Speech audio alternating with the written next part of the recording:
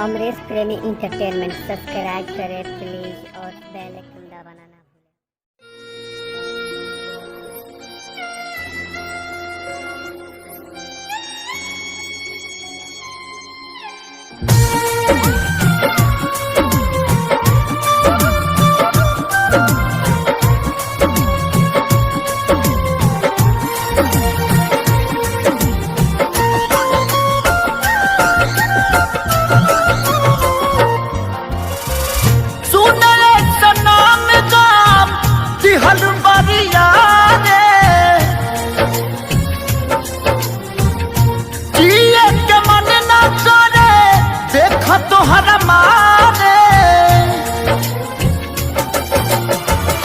हम करी प्यार तोहसे हो, हम करी प्यार तोहसे, तू तो सजा दिलू।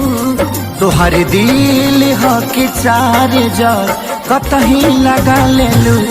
तोहर दिल हो कि चार जर कतही लगा लेलू।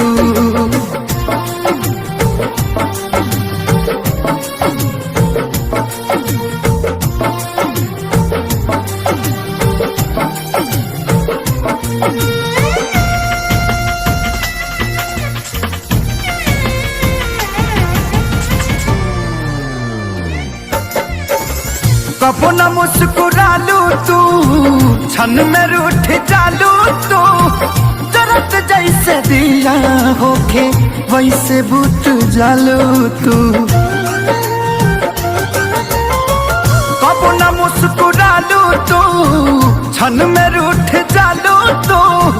जरत जैसे दिया होके वैसे बुझ जालू तू। सूते न देलू सपनों में तू आके जगा देलू। तोहर दिल हो कि चार जर कतही लगा लेलू। तोहर दिल हो कि चार जर कतही लगा लेलू।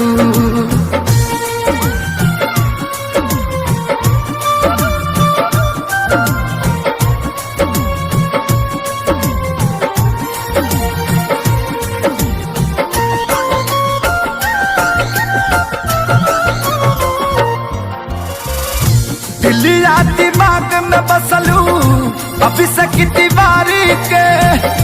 तनी ना ख्याल आई पंकज खेसारी के। हो दिलिया दिमाग में बसलू अभी से की दीवारी के। तनी ना ख्याल कैलू पंकज खेसारी के। पैसा पकैलू प्यार जान हमके भागा देलू। तोहर दिल हो कि चार जर कतही लगा लेलू।